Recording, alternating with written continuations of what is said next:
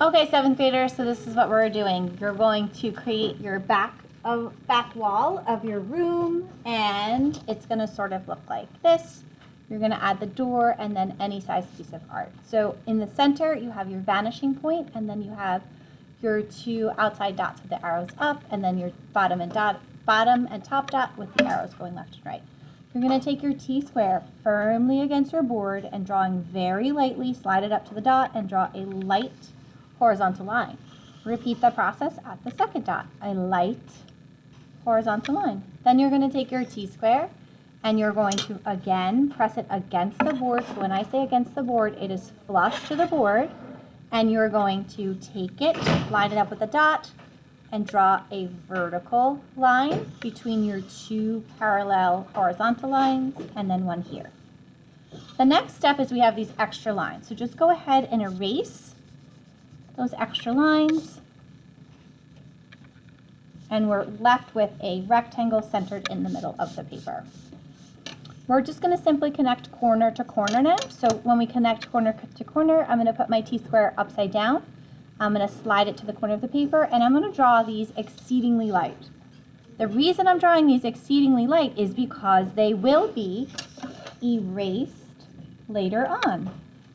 Last one. Now this is the basic room breakdown. We can go ahead and erase our arrows. They are no longer needed. On the back wall, right here, this section is not in perspective, so we don't have to draw it to the vanishing point. Instead, we're going to just draw a door on the back wall. We're going to make the door 2 inches wide and 4 inches tall. So I'm going to use my T-square, lined the blue part up with the corner. I scooted it in just a little bit, and I'm going to make a 2-inch section. So this, between this and this, is 2 inches. You could measure it with the T-square this way. You could measure it with your T-square this way. Now, up from that dot, I'm going to measure 4 inches. I'm going to add another dot. So I have 1, 2, 3 dots. Because I'm using a T-square, I can lightly make 2 vertical lines, which are parallel, and 1 horizontal line to close the shape. Now I have the door. To add detail to the door, you're going to go simply around the door to make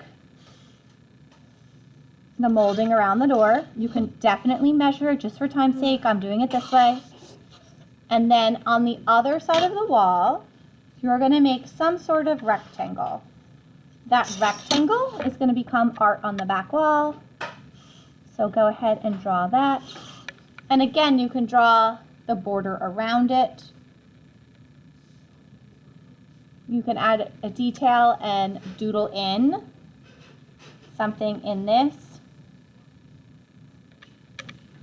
section over here. To draw the border around, same thing as before. Just go around the art, and then you're adding a frame to that artwork. Just like that.